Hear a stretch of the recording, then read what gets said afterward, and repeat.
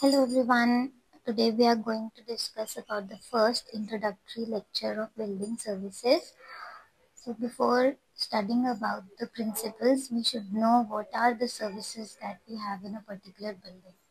So services basically are the backbone of your building because without the services that we provide as working drawings for our projects, a building cannot function. The services include water supply, electricity,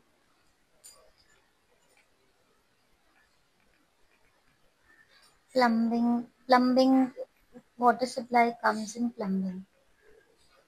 Then we have sanitary services. It again comes in your plumbing. Then we have fire escape. Then we have HVAC. So basically, these are all the points without which a building cannot work. Let's take an example for water supply. Suppose you have made a building and you don't have proper supply of water inside it. Then what will happen? Even if you try to use it as a home or as a public space, maybe it's your university or it's your working place, if you don't have toilets or if you don't have water coolers,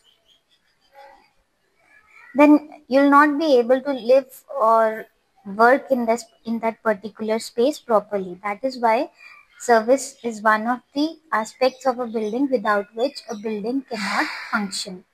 Same goes for your electricity. If you don't have lights or fans inside your building, then you cannot work efficiently in your building.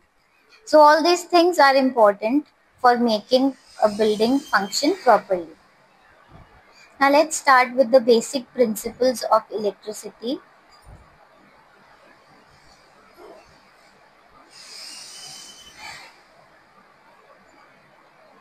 The first principle is principle of electricity. So we'll start with the service called electricity first.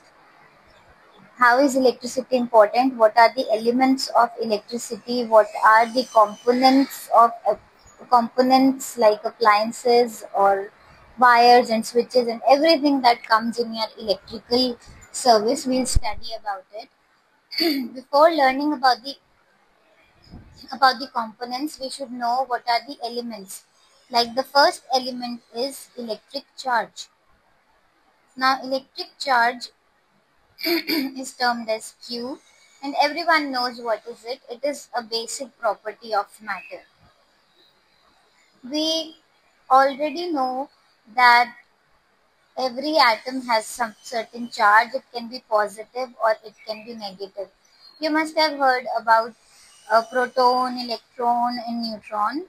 The property of a particular charge is the like charges they repel and unlike charges they attract. That means if I have positive and positive, they will tend to repel, and if I have positive and negative, they will tend to attach to each other. So this is the basic property of electric charge. Otherwise, it is important in architecture because when we are designing a building, we should have a safe and functional electrical layouts.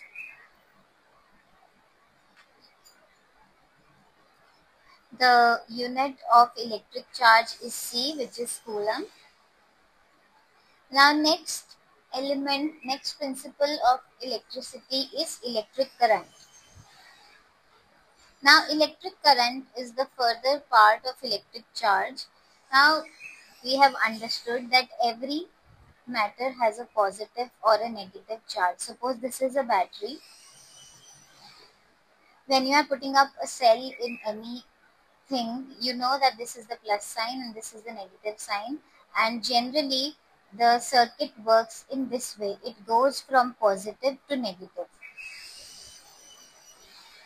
Now, what is electric current? The flow of charge through a circuit is known as electric current. Suppose we have a bulb here and maybe we have a switch here. So basically electric current is the flow of electric charge. What is electric charge? जो हमने ऊपर पढ़ा, electric charge is Q. So electric current becomes Q by time, where I is your current, Q is your electric charge, and T is the time in seconds. So by according to this formula, what the definition becomes, in general terms, you can say electric current is the flow of electric charge through a circuit or through a conductor such as wire. Flow of electric charge through a conductor or a wire. And according to this formula, what your definition will become? Electric current is defined as the rate of electric charge flowing through a conductor per second. Fine. Now the third principle is resistance. Resistance in general terms, it means opposition to something, right? Now, all of us have mobile phones these days. They are water resistant. They are not waterproof. So what is the difference between waterproof and water resistant? Waterproof is something that will never get affected by water. But water resistant is something, it will have a saturation point. Suppose you are filling up water. Wait, suppose this is glass and you are just filling it up. The maximum level up to which it can hold water, that is your saturation point. So a time will come when you will not be able to fill it up with water because it will start flowing. So saturation level is something after which a water resistant object will suffer from the water. For example, if your phone is water resistant, it can resist water at till certain limit. If you keep it inside water for long term, it will definitely get affected by it, right? So resistant is something that has a saturation level, and after that level it will burst. Waterproof means it is completely proof of water. Your appliance will never get affected with your with water. So in electrical terms also, any opposition that a material offers to current, to the flow of current, any opposition to the flow of current is known as resistance. It means if the resistance is high, it will require more voltage. Now what does this mean? Now suppose you have a refrigerator at your home and we put a wire of this wire is put in a socket of 15 ampere, right? We don't put it in the small socket of 5 ampere in which we charge our phones. We put charger and all the lighter things goes in your 5 ampere socket, and heavier appliances go in your 50 ampere socket. Now we know heavier appliances, they need more of voltage, like your refrigerator, like your AC, because these appliances offer more resistance. Let's discuss about an AC. In an AC also, you might have seen AC is not directly connected to your switchboard. You always have a small resistor that resists the extra voltage that comes inside your circuit. So this resistor is called as stabilizer. In normal terms, in general terms, we call it a stabilizer, and then it is somewhere connected to your switchboard. After we So your AC is not directly connected to your switchboard. There is a stabilizer which is actually a resistor that helps in the complete circuit. And what is the function purpose of this stabilizer? It stabilizes the extra current or extra voltage that is coming in our circuit, so that our appliance is not affected by high or low voltage that is coming in our overall circuit, right? So that means if there is high resistance, there is less current flow, and if there is low resistance, there will be more current flow, right? High resistance less current, low resistance, more current. Very simple. So the formula goes like this: resistance is directly proportional to your voltage and indirectly proportional to your current. What does it say? If the resistance is increased, voltage will remain same, but the current will be changed. It will be inversely proportional to it. So normal definition of resistance will become any opposition to the flow of current is known as resistance. But if we talk about the formula, according to this, your definition will become resistance is the ratio of the voltage applied across a conductor to the current. Ratio of voltage to current. Okay. So next thing that we are going to study is known as Ohm's law. I think almost everyone is familiar about this law. It is similar to the definition of resistance that we studied earlier. Ohm's law basically says that voltage across a conductor is directly proportional to current. Current is termed as I, provided that the temperature remains constant. So the formula for Ohm's law is V is equal to I into R, where V is voltage,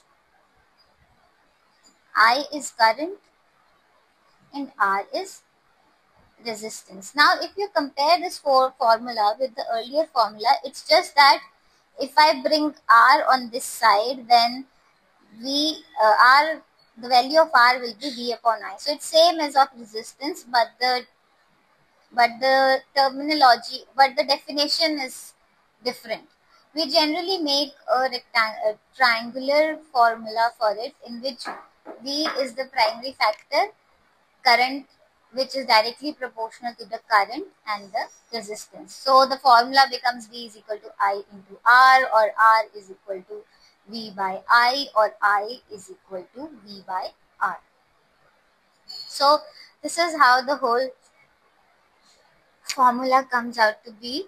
So according to Ohm's law, now if you look at this formula, if the voltage is increasing, the resistance will remain the same and the current will increase. The resistance will remain the same and current will increase.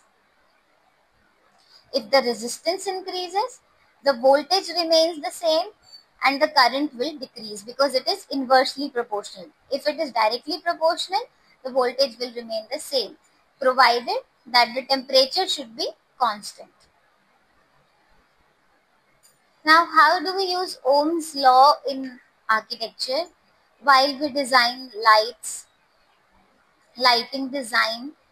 In lighting design, we can help in correcting the current that flows through the bulbs or LEDs. Even we can prevent circuit overloads with the help of Ohm's law. Now, next law is known as Kirchhoff's law, or it is also called as Kirchhoff's law. So what does the Kirchhoff's law say? It says that at any junction inside a circuit, the sum of currents that is flowing or that is entering a junction should be equal to the sum of all the currents leaving the junction. So suppose if this is I1, this is I2, this is I3, this is I4, I5, I6. So if these are going in, the equal amount of current should go out. Now the formula becomes I1 plus I2 plus I3 is equal to I4 plus I5 plus I6. So in general, what is the statement saying? The sum of all these currents should be equal to 0. So how will my formula be updated? I1 plus I2 plus I3 minus I4 plus I5 plus I6 should be equal to 0. It states that the sum of currents entering inside the circuit is equal to the sum of current leaving the circuit. And how does this help in architecture? Whenever we are making distribution boards, distribution boards are your MCBs or mother circuit boards. The meter that we have inside our houses in local term is known as distribution board. So where does this help? When we are applying two different meters on two different floors.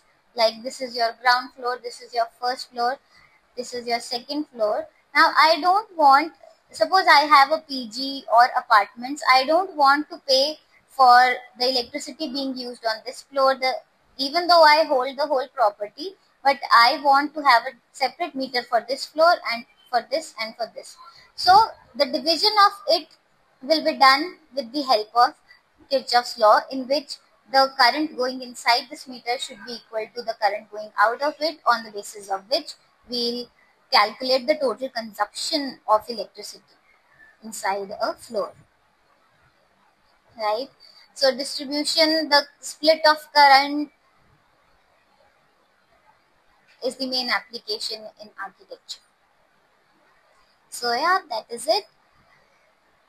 We discussed about the basic services that we have, then the basic principles in which we learned about electric charge. Tomorrow we'll discuss about electric circuits